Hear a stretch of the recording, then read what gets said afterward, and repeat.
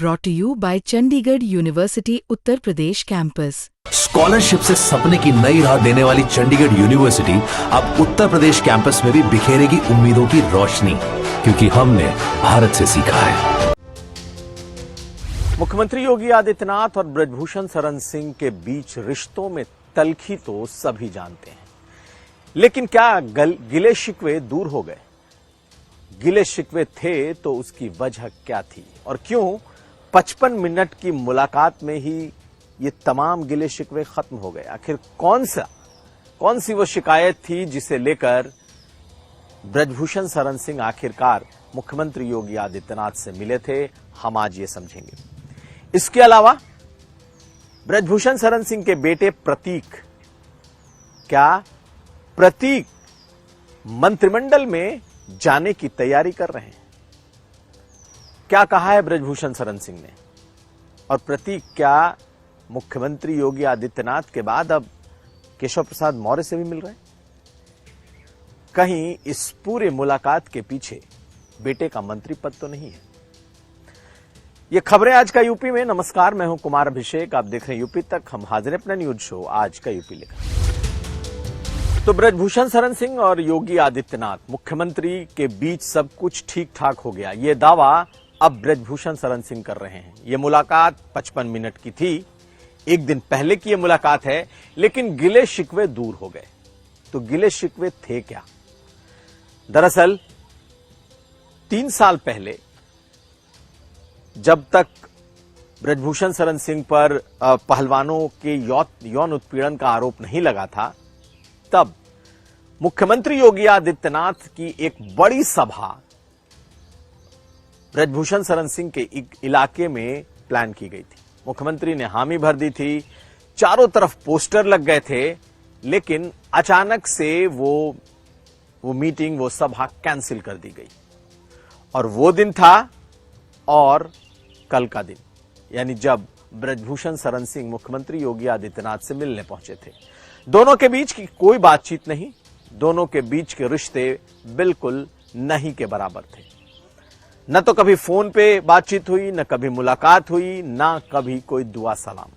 31 महीने तक दोनों के रिश्तों पर बर्फ जमी रही, लेकिन यह बर्फ अचानक कैसे पिघल गई? पहले आप सुनिए क्या कहा ब्रजभूषण शरण सिंह ने रिश्तों पर पिघलती हुई इस बर्फ को लेकर। सुनिए। 29 दिसंबर 2022 को मैं मुख्यमंत्री जी के यहां गया था और मैंने इसी नंदिनी नगर में उनका कार्यक्रम मांगा था। कुछ ऐसी परिस्थिति उत्पन्न हुई कि 6 तारीख को एक अधिकारी के द्वारा मुझे सूचना मिली कि मुख्यमंत्री जी नहीं आ पाएंगे। मुझे थोड़ा अच्छा नहीं लगा, तो मैंने उस अधिकारी से कहा कि जब तक नहीं बुलाएंगे तब तक हम नहीं आएंगे। ये आरोप लग गए और इस वजह से नहीं हो, लेकिन बात भी नहीं हुई और मैंने कभी बात करने की कोशिश भी नहीं की। हो सकता है मैं फोन मिलाता या मैसेज देता तो बात होती। तो ब्रजभूषण शरण सिंह भी अपनी उस बेबाकी के लिए जाने जाते हैं कि जो है वो बोल देते हैं, और यही हुआ भी। उन्होंने कहा कि उनके इलाके में मुख्यमंत्री योगी आदित्यनाथ ने जब अपना कार्यक्रम रद्द किया तो सियासी तौर पर उनकी किरकिरी हो गई और ये बात उन्हें पसंद नहीं आई। और ये एक ऐसी बात थी कि ऐसा लगा मानो उन्हें उनके ही सियासी गढ़ में उनको नीचा दिखाया गया हो। और यही वो वजह थी जिसकी वजह से दोनों के बीच की दुआ सलाम भी बंद थी। लेकिन आखिर 31 महीने के बाद क्या हुआ कि तमाम चीजें पटरी पर लौट आईं? पहले सुनिए उन्होंने मुलाकात के बारे में क्या कहा। उन्होंने कैसे कहा कि अब सभी जो गिले शिकवे हैं खत्म हो गए हैं। कैसी थी मीटिंग, सुनिए। कोई पॉलिटिकल चर्चा नहीं हुई, सिर्फ घरेलू चर्चा। 55 मिनट बैठे आप? 55 मिनट सिर्फ शिकवा गिला। क्या ऐसा गिला था जो आप लोगों ने? नहीं, कोई गिला नहीं। जब दो अपने अपने परिवार जब इकट्ठा होते हैं तो 55 मिनट बीतने में देर नहीं लगता है। तो गिला शिकवा आपने शेयर किया होगा कि मुख्यमंत्री किसी को ना पसंद करते हो तो 5 मिनट में आप भाग जाएंगे, अगर पसंद करते हो तो 2.5 घंटा 3 घंटा क्या पता चलेगा आपको। 55 मिनट तो बहुत कम है ना। तो 55 मिनट की इस मुलाकात को लेकर ब्रजभूषण शरण सिंह उत्साहित भी थे। कहना था कि 55 मिनट क्या 2-3 घंटे तक भी बात होती तो बातें निकलती चली जाती, और शायद 55 मिनट में हुआ भी यही, जब बातें सिर्फ निकलती चली गईं। दावा है कि इसमें कुछ भी पॉलिटिकल नहीं था, यानी कि कोई ऐसी बात नहीं हुई जिसमें सियासत की बात हो। लेकिन इन 55 मिनट में जो बातें हुई वो सब मठ, पुरानी यादें और गोरक्षनाथ पीठ से जुड़ी हुई आपस के संबंधों की बातें, आपस के परिवार की बातें। आपको बता दें कि ब्रजभूषण शरण सिंह के बेटे का ससुराल गोरखपुर में है और दोनों बेहद नजदीक से जुड़े हुए हैं। ब्रजभूषण शरण सिंह की इन बातों से तो साफ लगता है कि ये जो कोशिश थी, ये कोशिश दोनों तरफ से मुलाकात की थी। लेकिन उन्होंने कहा क्या? उन्होंने कहा, कबीरा खड़ा बाजार में सबकी मांगे खैर, जो बड़ा है वही झुकेगा। यानी कि ब्रजभूषण शरण सिंह ने यह साफ कर दिया कि 31 महीने से जब मुलाकात नहीं थी तो उन्होंने अपने तरफ से पहल नहीं की। यह पहल मुख्यमंत्री की तरफ से ही हुई और इसीलिए वो मिलने पहुंचे। सुनिए ब्रजभूषण शरण सिंह को। लेकिन वो शायद मुझको आजमा रहे होंगे कि वो इच्छा इधर से आ जाए। अब दोनों खारा नमक है। आखिर जो बड़े पद पर है ना तो झुकना तो उन्हीं को पड़ेगा। हम जब वो बड़े पद पर हैं तो झुकना तो उन्हीं को पड़ेगा। हमको क्या झुकना भाई, हम तो चौराहे पर खड़े ही हैं।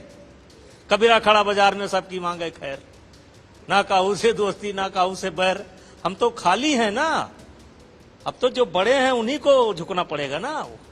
लेकिन दोनों के बीच वो जो प्रतिस्पर्धा है, एक ऐसे नेता की जो कड़क है, जो क्षत्रिय बिरादरी से आता है, तो आखिर मूंछें नीची भी हो तो कैसे हो।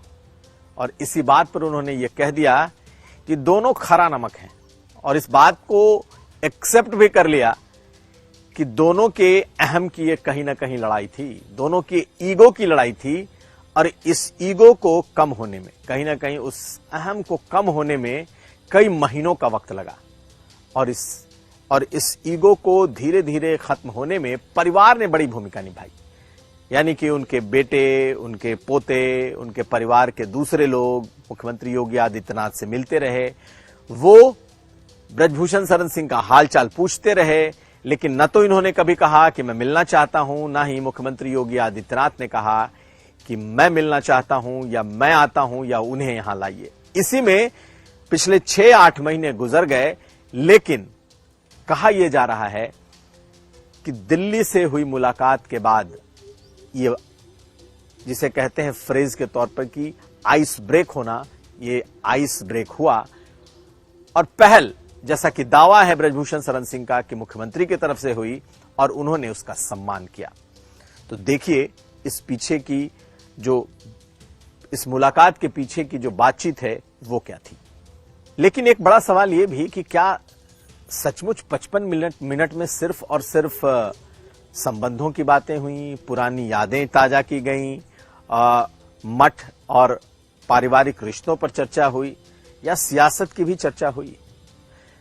ब्रजभूषण शरण सिंह तो साफ कह रहे हैं कि कोई सियासत की बात नहीं। लेकिन जब दो बड़े सियासतदान मिलें और वो भी एक तल्खी के बाद मिलें, तो क्या इस मुलाकात में कोई ऐसी बात नहीं हुई जो आगे की राजनीति को भी दोनों के लिए मायने रखता हो?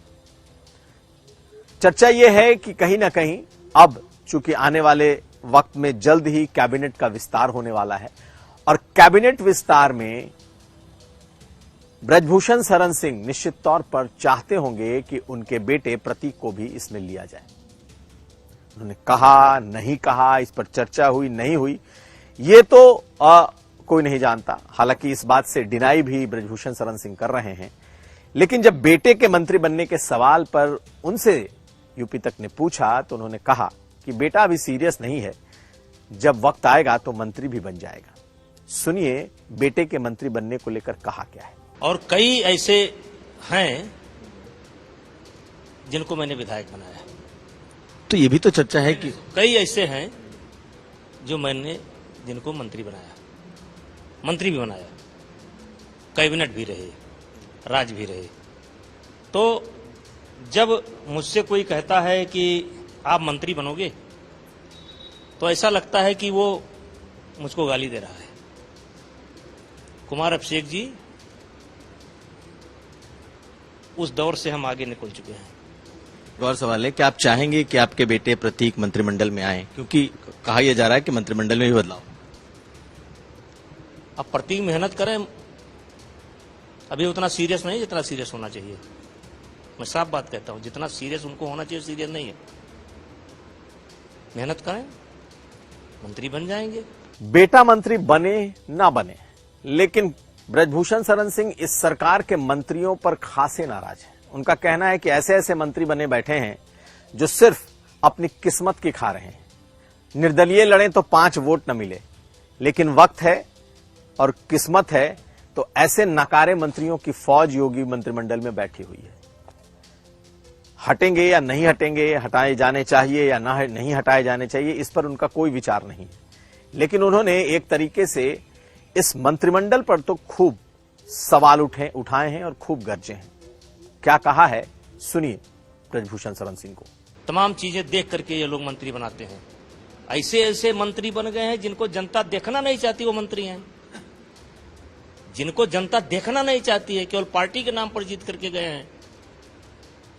लड़ा दीजिए, निर्दलीय 5000 वोट नहीं पाएंगे, वो भी मंत्री हैं।